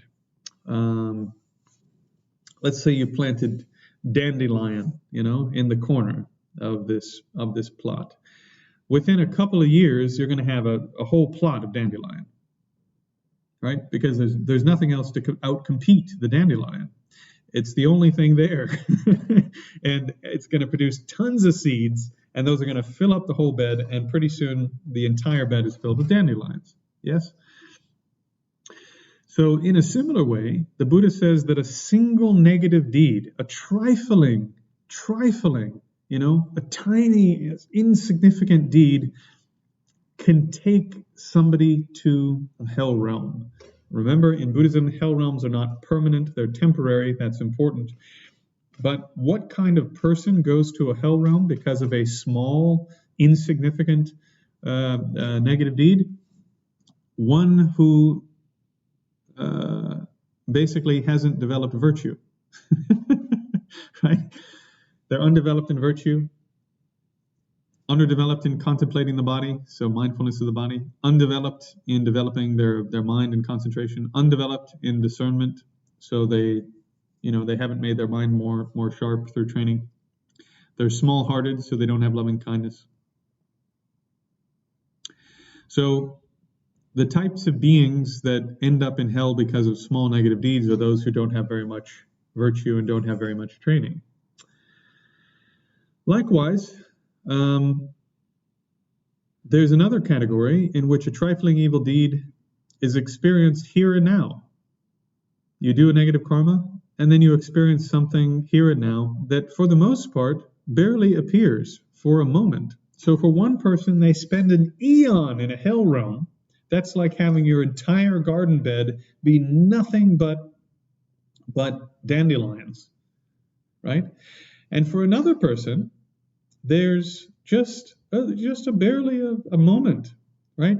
And for that person, this is more like having a garden bed that's absolutely chocked full, 7 layers of permaculture, blah, blah, blah, growing, taking up every available space with good stuff. That dandelion seed flies in and it lands in the corner somewhere, and it tries to get a foothold, and there's just so much competition from other things that it barely gets sunlight, it barely gets water. The bugs start attacking it because it's not doing very well, and it barely causes any kind of problem to your garden whatsoever. As a matter of fact, well, I don't want to go too far with the analogy, but dandelions could actually be quite useful in gardening. Maybe negative deeds, not so much. Okay, so in the same way, he says this is like having a salt crystal that you drop into a cup. If you have a very small amount of water and you drop a salt crystal into the cup, it becomes very salty and unfit to drink. And it's because it's only a small amount of water. And likewise, if you took a salt crystal and threw it into the Ganges River doesn't become salty because there's just so much water. So in exactly the same way, when you have a lot of virtue, negative actions, which are few and far between, trifling negative actions, they can ripen in this lifetime as very minor things, and they don't cause you very much problem. They'll cause you some problem, but not very much problem. Okay? So in the Mahayana Sutras now, one of the most popular and most important teachings that's referenced by basically all of the great saints who talk about purification in the Mahayana tradition is this sutra. This sutra, a noble Mahayana sutra entitled "The Teaching the Four Factors," talks about 4 things you need in order to purify, to damage or remove all of the negative components associated with various negative karmas. What are those 4 factors? The 4 factors are these: repentance, the antidotal action, the power of restraint, and the power of support. Repentance is sometimes translated, and I like that translation better, is translated regret. So what do you regret? You look at some negative action, how it harmed yourself, how it harmed others, how it's created negative karma that's going to, it's like throwing a brick in the air and waiting for it to come down. At some point it's going to come down and do some kind of damage to you. And so you generate this feeling that that was a negative action. Not that I'm a negative being. You're not a negative being, but that action was negative. Furthermore,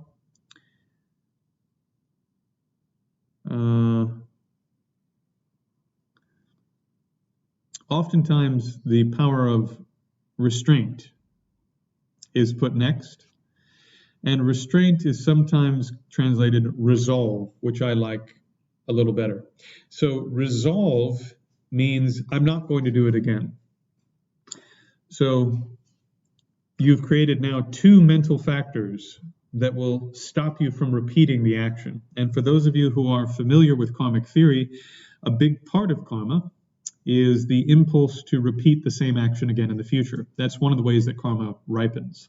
So by forming regret for that previous negative action, and by forming the resolve not to repeat that past negative action, you've now created a counterforce to the impulse to do that negative action again, and therefore you have purified that part of those negative acts. Okay?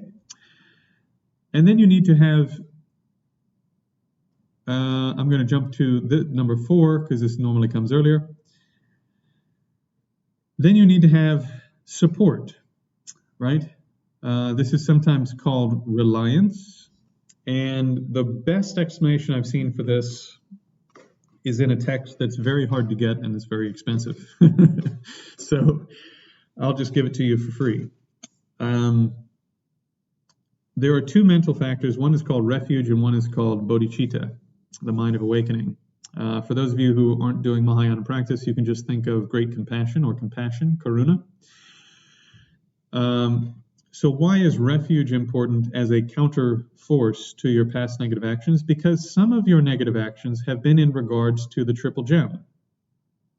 There are only 2 classes of beings in the world. There are those who are highly realized beings of a Buddhist kind, and then there's everyone else who's stuck in samsara.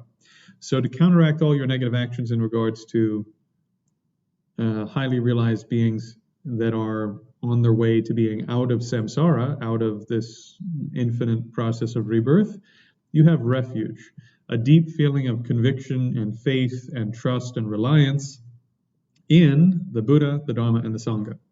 So that is the direct counterforce to the opposite of that from the past, right? Where you didn't have faith and trust and devotion and admiration, and therefore you engaged in negative actions in regards to the Buddha, Dharma, Sangha. The other one is, let's just talk about great compassion rather than bodhicitta, because it's a little bit easier to understand. That you want to bring about the happiness of all sentient beings, loving kindness, and you want to bring about the end of the suffering of all sentient beings, great compassion, karuna. All other beings fall into the category of non-realized beings, right?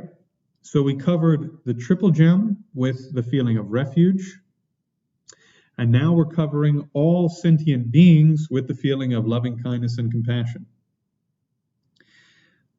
In the past, because you didn't have loving kindness and compassion for all sentient beings, you harmed them. So as a counterforce to all of those different kinds of negative motivation in which you harmed sentient beings, you're generating universal love and universal compassion. So with refuge and universal compassion, or bodhicitta, you have counteracted yet another big part of the karmic force from all your past negative actions. So first we had regret, where we saw the action itself as negative, and we had resolve not to repeat it again. That counteracts part of the karma. And then we looked at, well, there are two different major classes of beings. There are highly realized beings, and there's basically the Buddha, Dharma, Sangha, and then there are normal sentient beings who are stuck in an infinite series of rebirths and suffering. We had refuge to counteract the negative motivations we've had in the past towards realized beings and the Buddha, Dharma, Sangha. And we had compassion, bodhicitta, loving kindness, this sort of motivation to counteract the negative motivations we've had in regards to everyone else. Okay. Already, this is pretty powerful, pretty common sense kind of stuff. It's very psychological.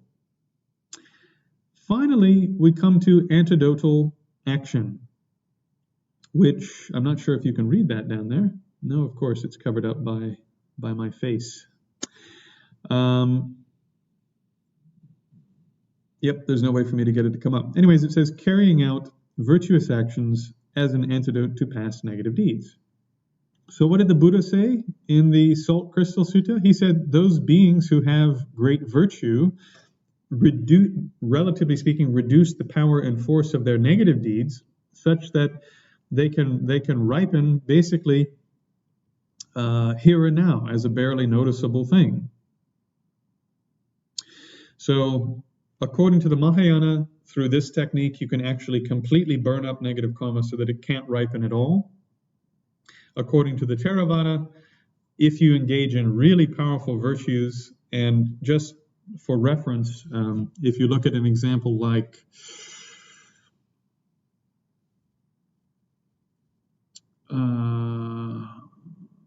the finger garland monk, okay, Angulimala, the serial killer monk.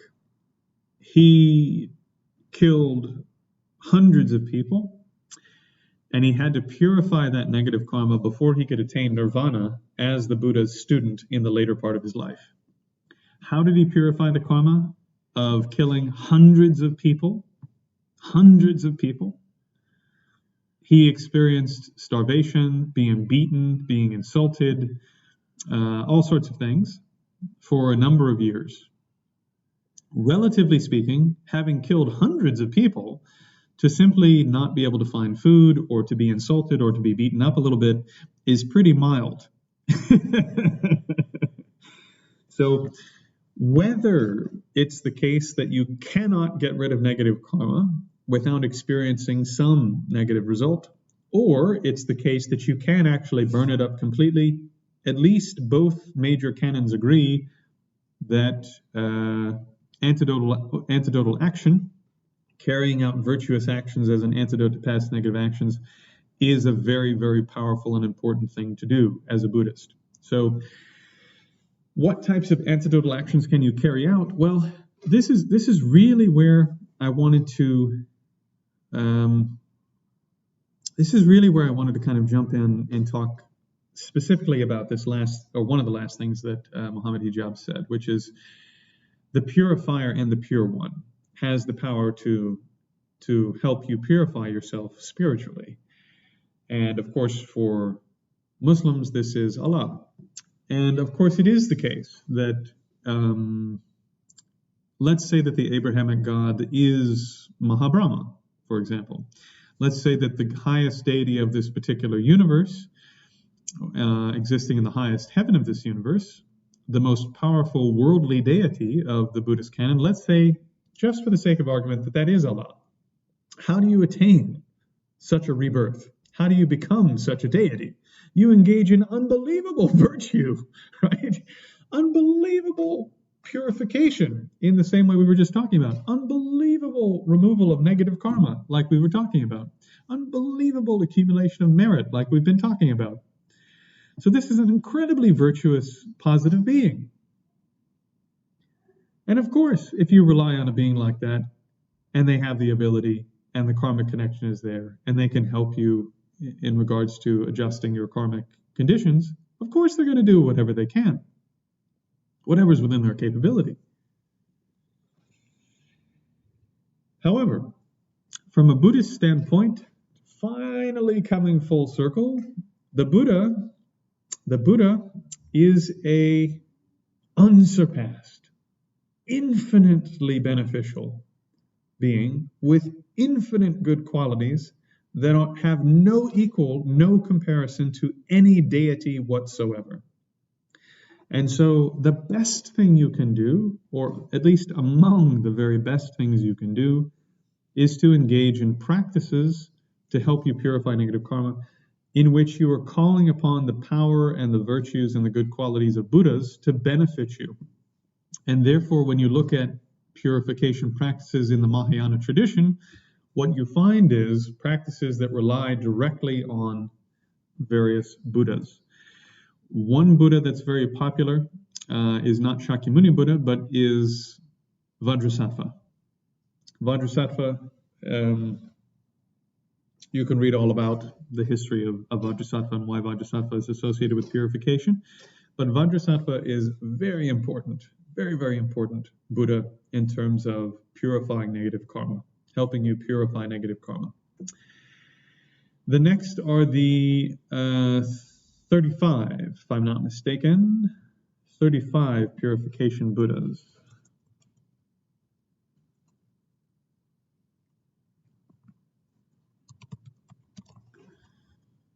Yes, sometimes called the 35 Buddhas of Confession or the 35 Confession Buddhas. Let me see if I can find an image of that. This was not something I was going to show, but hey, why not? Yeah.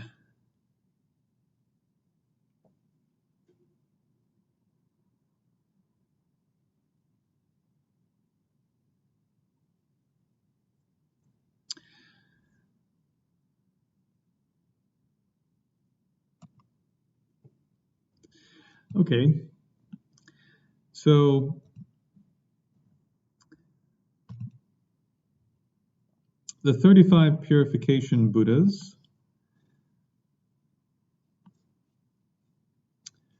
are can be laid out in a number of different ways, as you can see here. But the idea is that by relying on this sort of big pantheon of deities, that we can accumulate huge amounts of virtue, and through our connection with these particular 35 Buddhas, we can, through doing various acts of devotion and so forth, very much like the Salt Crystal Sutta, accumulate huge amounts of virtue to help us contradict or purify or remove or damage, as the case may be, our past negative karmas. Yeah? Okay. So we're now to the final video. There's no guided breathing, headspace, this one, that one. I've tried all of them myself to put me to sleep. The man is like, so you say a couple of words and he says, like, you know, and then he just stays quiet. And when he stays quiet, and then he says something, and sometimes he wakes me up. So you may, you know, well, he's, you know, I'm not saying it's bad. Use it, no problem. But it's nothing compared to this.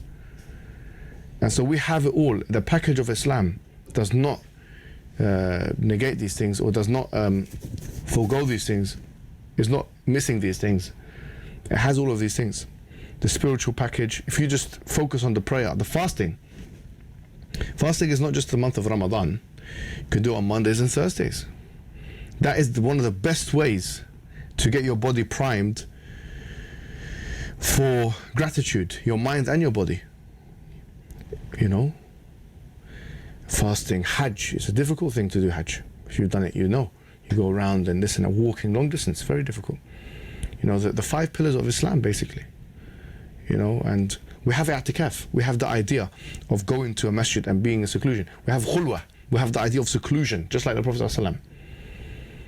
You know, so we have all of that stuff in the religion, but it's all for a higher aim and objective and purpose, which is to worship one God worthy of worship. With that, I conclude. Wassalamu alaikum wa rahmatullahi wa barakatuh. So I wanted to show that clip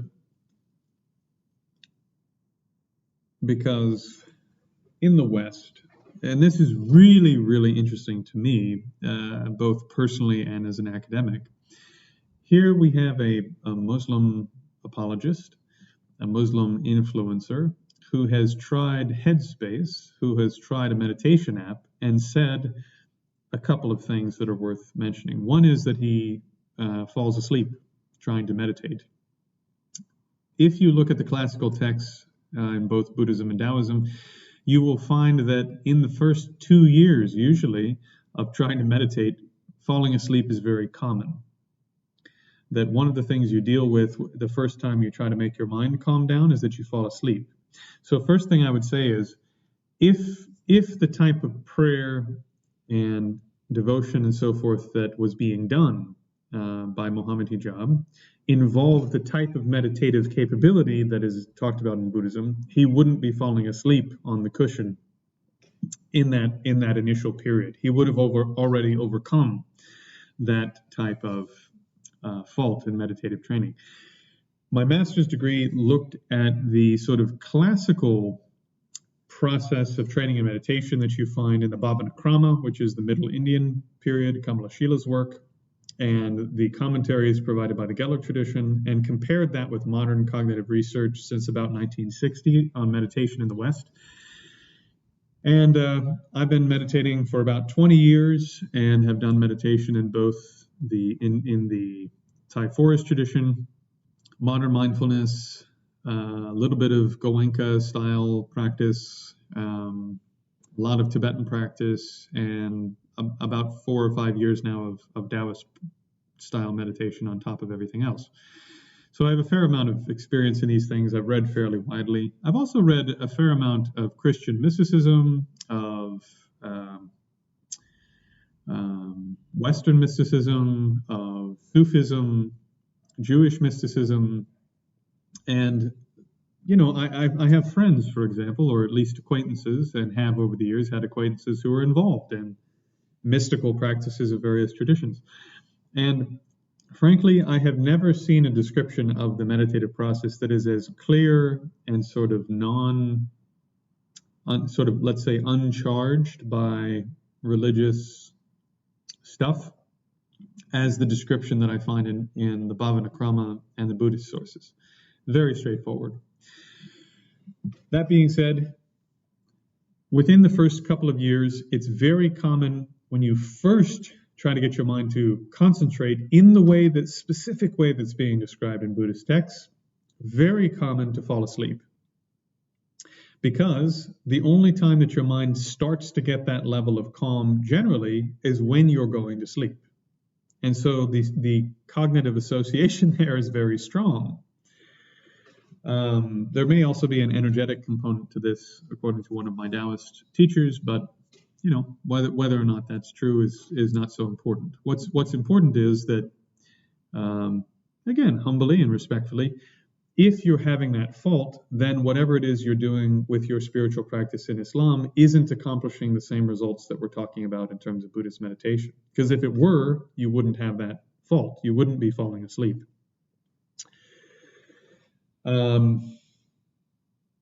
Also, kind of interesting, because here we are, both of us living in, I'm living in the UK, Mohammed Hijab's living in the UK, a lot of secular Buddhist stuff in the UK. The Calm app has a lot of secular meditative training stuff. And unfortunately, one of my sort of worst fears as a Buddhist practitioner is that as things get more popular, they get more watered down, and they basically they stop working, And unfortunately, it sounds to me like Mohammed Hijab may have encountered a type of Buddhist practice or Buddhist-inspired practice for meditation that has fallen so far from what the instructions are supposed to be that he wasn't able to put them into practice in a way that they worked and that they were quite useful. And that, furthermore, that he was able, that he couldn't pull them over directly and put them into practice and put them to work in his Muslim practice. Because training in meditation, even according to the Buddha, is not exclusively a Buddhist practice. The way of talking about it, the way of training it, the way of understanding it, it has specific Buddhist iterations, but meditation itself is not like the purview of Buddhism. It's all over the place. So yeah, I found that a bit disappointing that, he went out, he put in the effort, he tried to do it, and basically the type of instruction that he got wasn't the type of instruction that helps you forego the very fault that he ended up falling into, which is falling asleep. Right? There are techniques that will help you not fall asleep that are great for beginners.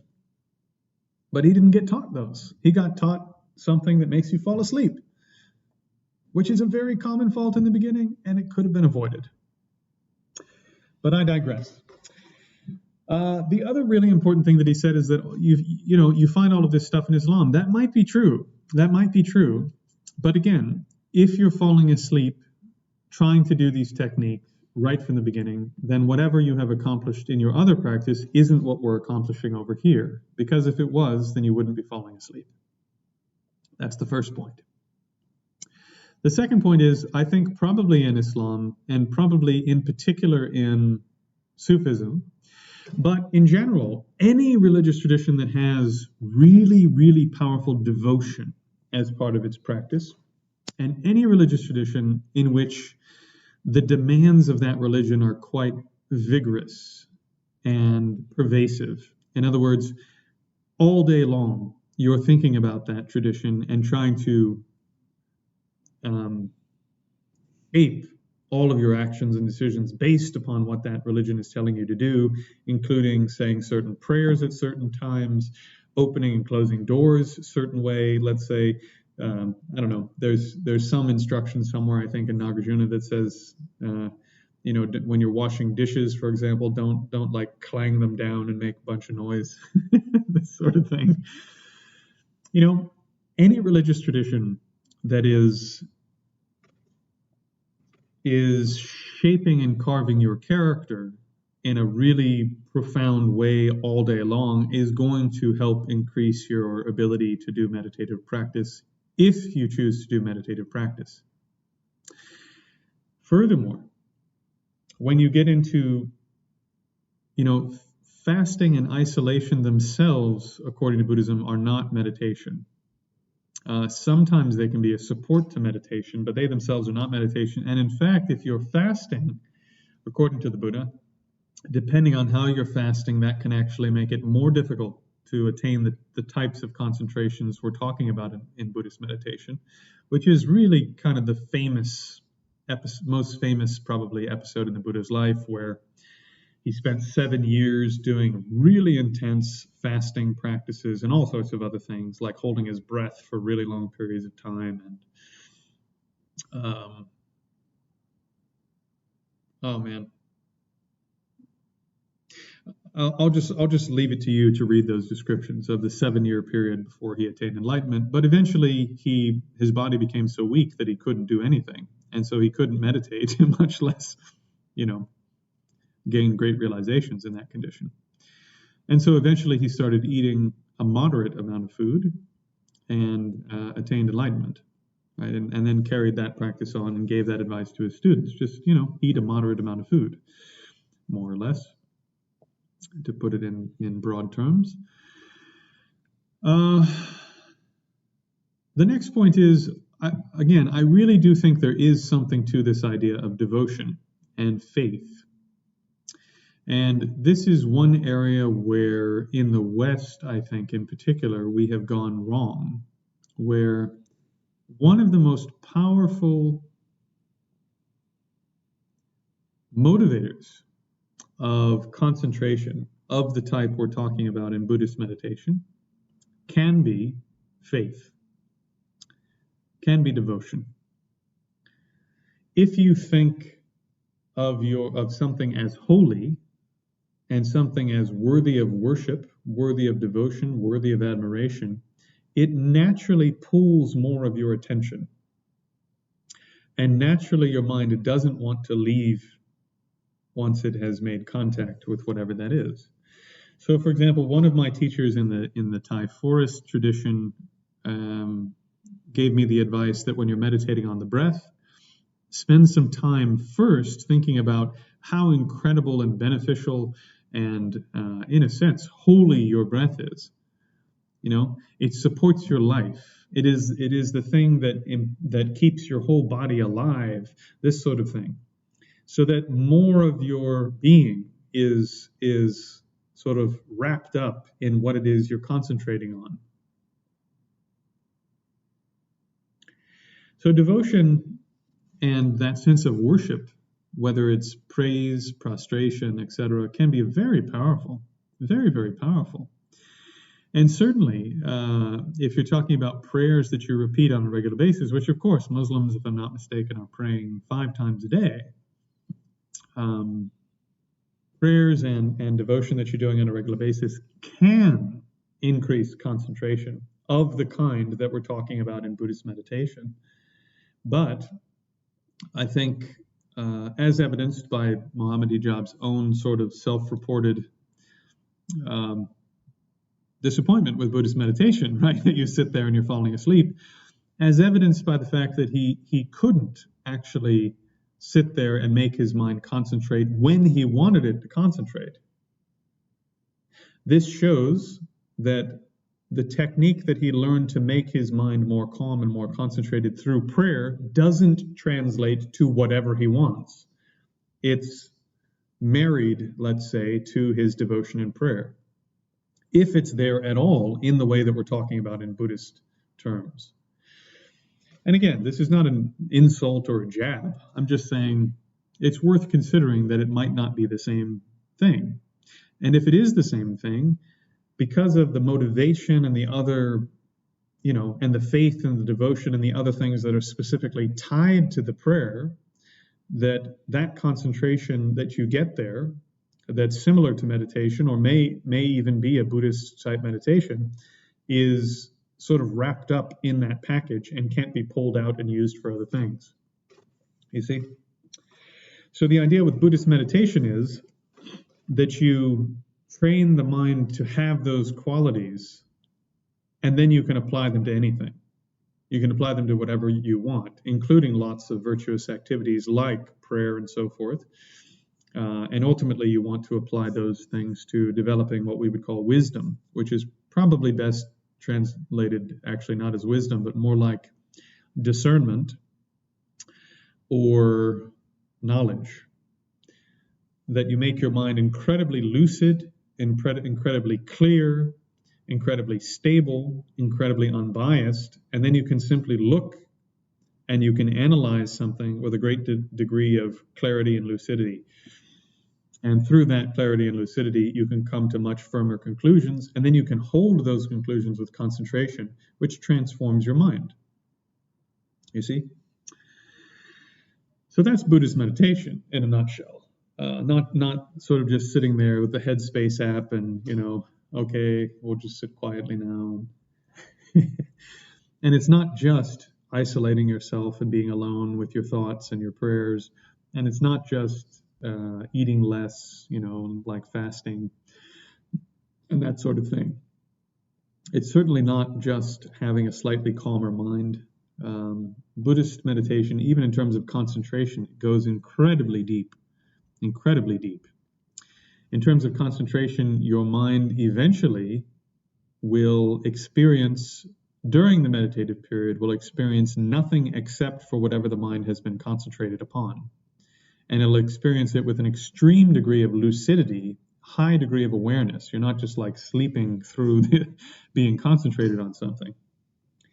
And so therefore, whatever it is that you'd like to place your attention on, you can have it there with an extremely high degree of lucidity, clarity, discernment, and stability. And this is a really powerful tool for increasing the strength of your prayer, increasing the strength of your devotion, increasing the impact of your studies. And then, of course, one of the areas where Buddhism and Islam align is that they place a great deal of value on the concept of peace, and having an internal state of peace and a state of peace in the world. There may be different shapes to the way that each of us imagines what that ultimately looks like, but certainly if a Muslim practitioner were to gain real concentration, samadhi, as described by Buddhists, the mental quality you have would be just phenomenal. And you could use that for whatever you wanted in terms of your Muslim practice. And that would be to your benefit and your community's benefit. And frankly, even according to Buddhism, it's not Buddhist. It's just something that if you have a mind and you have the determination to do it, you can do it, right? It's just that the Buddhists put it into a certain package to make it easier to understand and train in. It's one of the tools we use as Buddhists. We could say that. Of itself, it's not Buddhist. Just meditating is not Buddhist. But developing a meditative mind is a tool you need to accomplish the final aims of Buddhism, which are liberation and enlightenment. It also helps if you'd like to take a higher rebirth,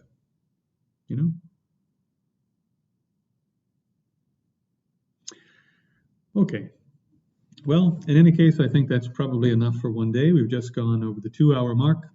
So hopefully this has been of some benefit to you. And Mohammed Hijab, I wish you the very best.